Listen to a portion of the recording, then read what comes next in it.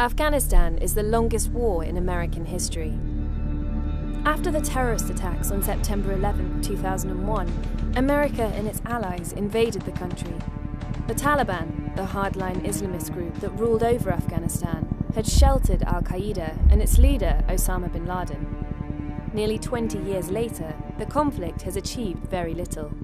It's a country in ruin. The Taliban still controls much of it. And the war is showing no signs of slowing down. So levels of violence are enormous. In 2018, 25,000 people died in Afghanistan. So what has made America's war in Afghanistan unwinnable?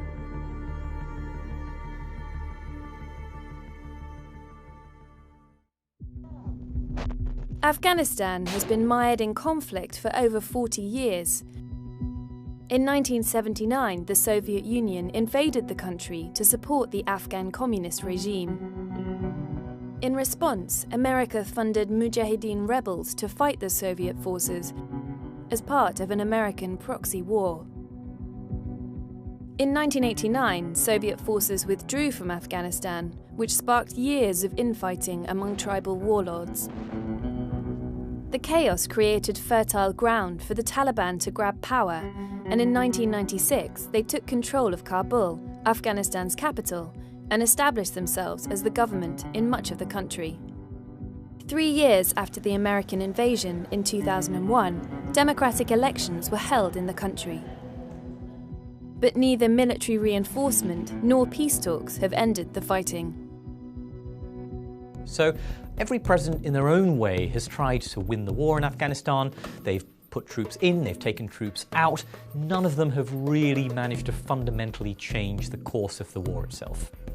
My fellow citizens, events in Iraq have now reached the final days of decision. President George W. Bush pulled resources away from Afghanistan to focus on his war in Iraq.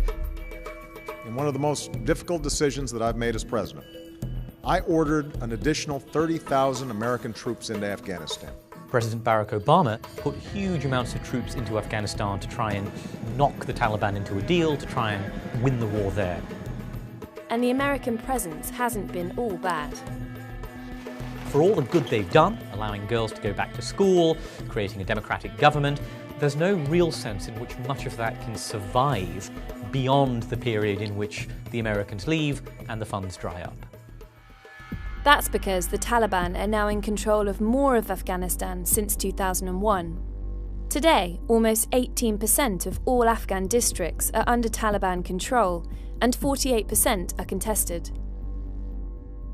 How have they been able to extend their power? The Taliban don't have military might. They don't have warplanes or tanks or advanced equipment. What they do have is local legitimacy. They have persuaded many people that their version of swift Islamic justice is more legitimate than the corrupt Afghan government. And they've been propped up by neighbouring Pakistan. Some people will say Pakistan, which helped form the Taliban in the early 1990s, was too committed to helping their Islamist allies survive. They sheltered the Taliban leadership in Pakistan. They gave arms and weapons to the Taliban to help them gain support in Afghanistan. There is also drug money. 90% of the world's heroin comes from Afghanistan, and this is a strong source of funding for the Taliban. Opium has been a big part of the war. It's been a part of the conflict economy. The profits help fund them, making the Taliban one of the wealthiest armed non-state groups in the world. Efforts to destroy the opium crop effectively destroyed the livelihoods of farmers and in some cases made them more sympathetic to the Taliban. And more hostile to the government the Americans installed after 2001. People will say that the West created an overly centralised, domineering state in Afghanistan run by an overly powerful president who didn't pay attention to the ethnic, tribal, social heterogeneity of the country. I think all of these were reasons, but I think it's also the case that no big counterinsurgency campaign with lots of troops has ever really worked in a society like Afghanistan in recent years. Is it time for America to leave? President Donald Trump has been trying to strike a deal with the Taliban to reduce the amount of American troops in Afghanistan.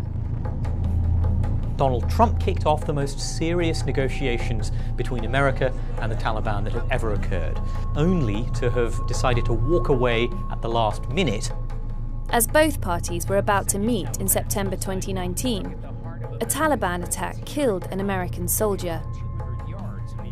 Donald Trump doesn't want to go into his election with 14,000 troops in Afghanistan. If America is seen to be in a rush, the Taliban will simply count down the clock until everyone leaves and they can take over Afghanistan. If and when the Trump administration and the Taliban strike a deal, the worry is that Mr. Trump will quickly reduce troops in Afghanistan without securing lasting peace. What's absolutely important is that the Americans and the international community are patient and they encourage a power-sharing agreement in Afghanistan between the Afghans, between the Taliban, that isn't cobbled together in a few months. But does the Trump administration have the will to do it? If you enjoyed this film, you can find more Economist coverage on Afghanistan in the links below. To stay tuned for more Economist films, click subscribe. Thanks for watching.